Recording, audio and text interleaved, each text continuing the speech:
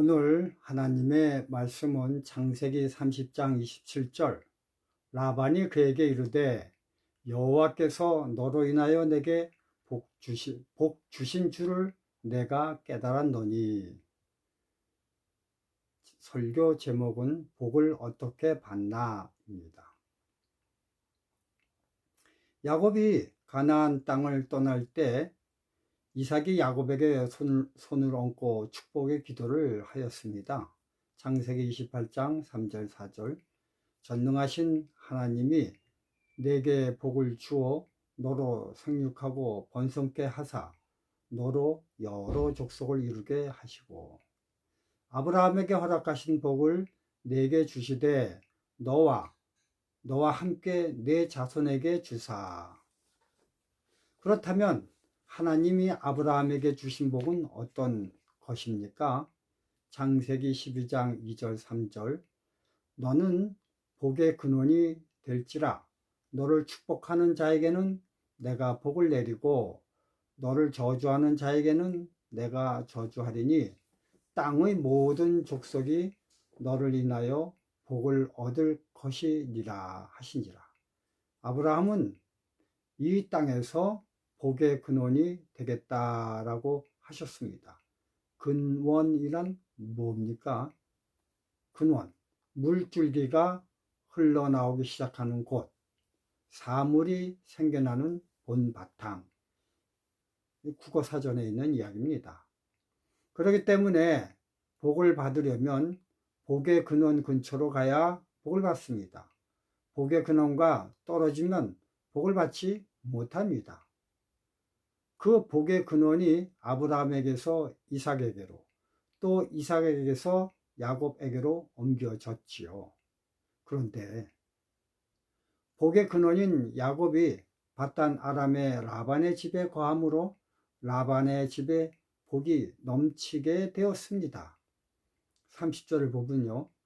내가 오기 전에는 외삼촌의 소유가 적더니 번성하여 때를 이루었나이다. 나의 공력을 따라 여호와께서 외삼촌에게 복을 주셨나이다.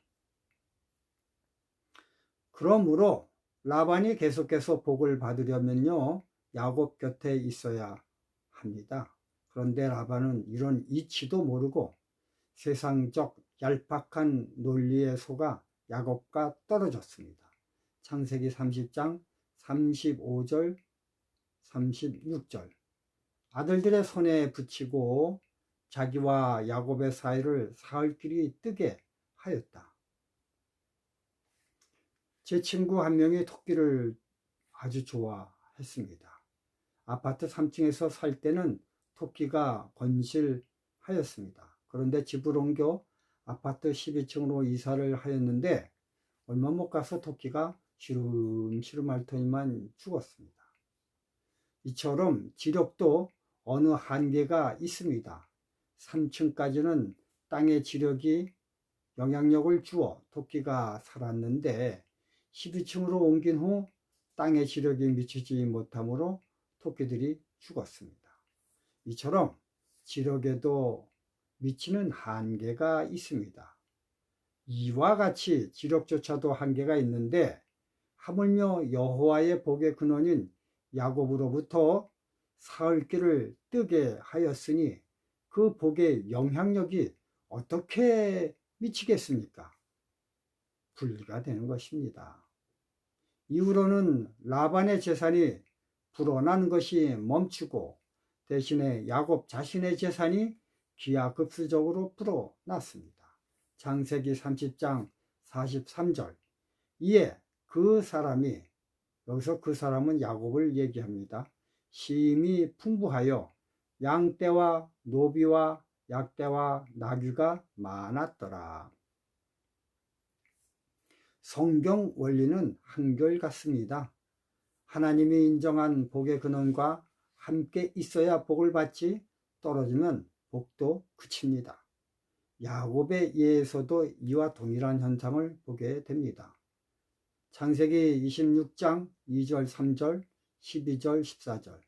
여호와께서 이삭에게 나타나 가라사대 애굽으로 내려가지 말고 내가 내게 지시하는 땅에 거하라. 이 땅에 유하면 내가 너와 함께 있어 내게 복을 주고 내가 이 모든 땅을 너와 내 자손에게 주리라.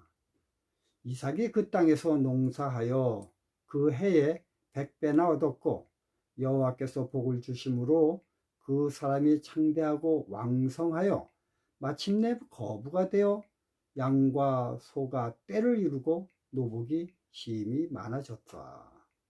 이렇게 얘기했습니다. 이런 현상을 보고선 그 즉시 블레셋 사람들은 이삭을 중심으로 하여 계획 경제를 했어야 했습니다. 이삭과 함께 있으면 100배나 땅이 결실을 맺게 하니 그 100배나 되는 잉여 농산물을 어떻게 처리를 해야 하나에 대해서 국가적으로 계획을 세웠어야 했습니다. 그런데 블레셋 사람들은 그렇게 하지 않았습니다. 창세기 24장 14절과 16절 블레셋 사람이 그를 시기하여 이삭에게 이르되 내가 우리보다 크게 강성한 즉 우리를 떠나가라. 이처럼 하나님의 능력을 모르는 이방인들은 미련하기 그지 없습니다. 야곱의 아들 요셉도 마찬가지 상황이 벌어졌습니다. 창세기 39장 1절부터 3절 5절입니다. 요셉이 이끌려 애굽으로 내려가매 바로의 신하 시위대장 애굽 사람 보디발이 그를 그리로 데려간 이스마엘 사람의 손에서 그를 산이라. 여호와께서 요셉과 함께 하심으로 그가 형통한 자가 되어 그 주인 애굽 사람의 집에 있으니 그 주인이 여호와께서 그와 함께 하심을 보며 또 여호와께서 그의 범사에 형통케 하심을 보았더라. 그가 요셉에게 자기 집과 그 모든 소유물을 주관하게 한 때부터 여호와께서 요셉을 위하여 그 애굽 사람의 집에 복을 내리심으로 여호와의 복이 그의 집과 밭에 있는 모든 소유에 미친지라. 이처럼 복의 근원인 요셉이 머무르는 집에 엄청난 복이 내리게 되었습니다. 그런데 그 복이 어디서 내리는지 그 주인이 알게 내려야지. 모르게 내리면 그게 하나님과 무슨 연관이 있나? 모릅니다. 그래서 시위대장 보디발이 인지할 수 있게 복을 내려주셨습니다. 그 주인이 여호와께서 그와 함께 하심을 보며 형통케 하심을 보았더라. 여러분, 라반도 마찬가지였죠. 창세기 30장 27절에 보면 라반이 그에게 이르되 여호와께서 너로 인하여 내게 복 주신 줄을 내가 깨달았노라. 우리가 세계사를 보면요, 하나님께서 내리는 이런 복의 흐름을 명확히 캐치할 수가 있습니다. 처음엔 복이 성도들이 있는 예루살렘에 머물렀습니다. 그러다 성도들이 안디옥으로 옮김으로 복도 안디옥으로 옮겼고 또 이 복이 안디옥에서 빌립보로 옮겼습니다.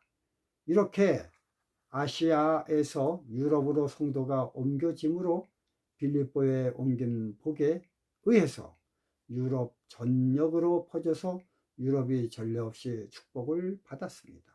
그러다가 메이플라워를 타고 성도들이 아메리카로 이주하자 그 복도 함께 옮겨져 미국이 엄청난 복을 받게 됨을 보게 됩니다. 한국도 마찬가지입니다. 6.25 전쟁 이후 급작스레 기독교인들이 불어나자 한국에 한강의 기적이 일어났고 국가 GDP가 상승해 선진국이 되었습니다. 세계 역사상 유엔이 도운 나라 중 선진국이 된 나라는 한국이 유일합니다. 이런 체험을 한 한국이 잘 살게 되자 교만하여 지금은 점점 기독교를 멀리하고 있습니다. 마치 유럽처럼 행동합니다. 그렇다면 나라의 미래가 불보듯 뻔한 것입니다. 이처럼 지역이나 민족이나 국가 모두가 동일한 성경 원칙에 입각하여 복을 받습니다. 그런데 여러분, 개인에게도 마찬가지 원리가 적용됩니다. 내가 하나님과 함께하고 하나님이 나와 함께 하신다면 복은 당연히 원칙대로 내 집에 쌓이게 됩니다. 그러나 여기엔 예외 조항이 있습니다. 누가복음 12장 16절 21절 또 비유로 저희에게 일러 가라사대 한 부자가 그 밭에 소출이 풍성하매 심중에 생각하여 가로되 내가 곡식 쌓아둘 곳이 없으니 어찌할꼬 하고 또 가로되 내가 이렇게 하리라 내 곡간을 헐고 더 크게 짓고 내 모든 곡식과 물건을 거기에 쌓아두리라. 또 내가 내 영혼에게 이르되 영혼아 여러 해 쓸 물건을 많이 쌓아두었으니 평안히 쉬고 먹고 마시고 즐거워하자 하리라.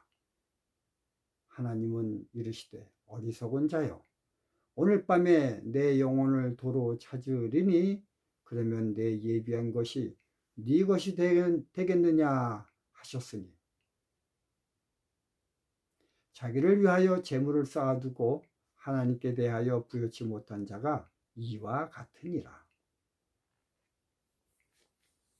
하나님을 믿는 성실한 성도들에겐 분명 하나님은 복을 쌓을 곳이 없을 정도로 부어 주십니다.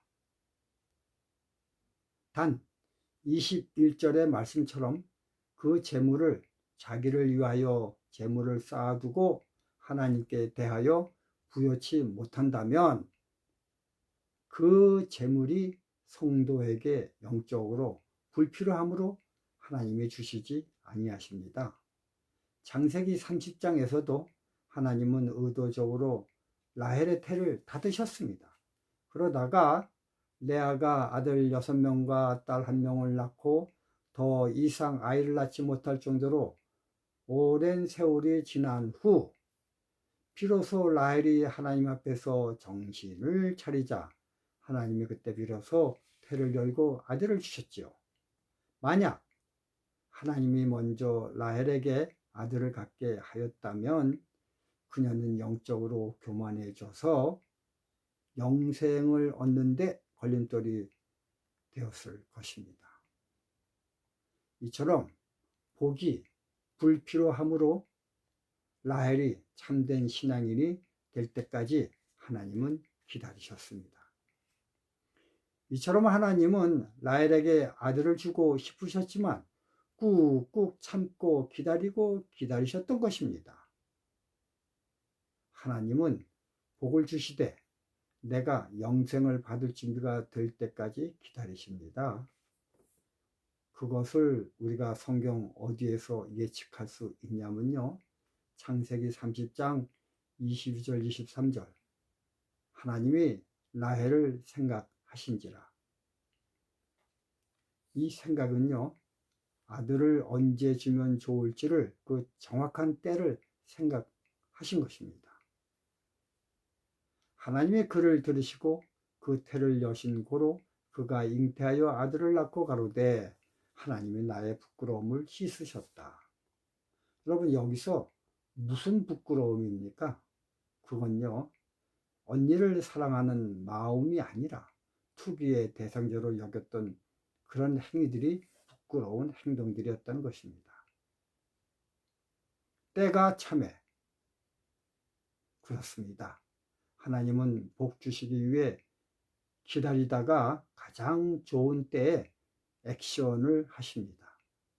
그래서 주님이 가르쳐 주신 주 기도문에도 뜻이 하늘에서 이루어진 것 같이 이 땅에서도 이루어지이다 라며 하늘과 이 땅의 시간이 짝이 꼭 맞을 때 복이 임한다고 얘기하였습니다. 그러므로 기도할 때 내 뜻대로 마옵시고 아버지의 뜻대로 이루어지리다 라고 기도를 해야 되겠습니다. 감사합니다.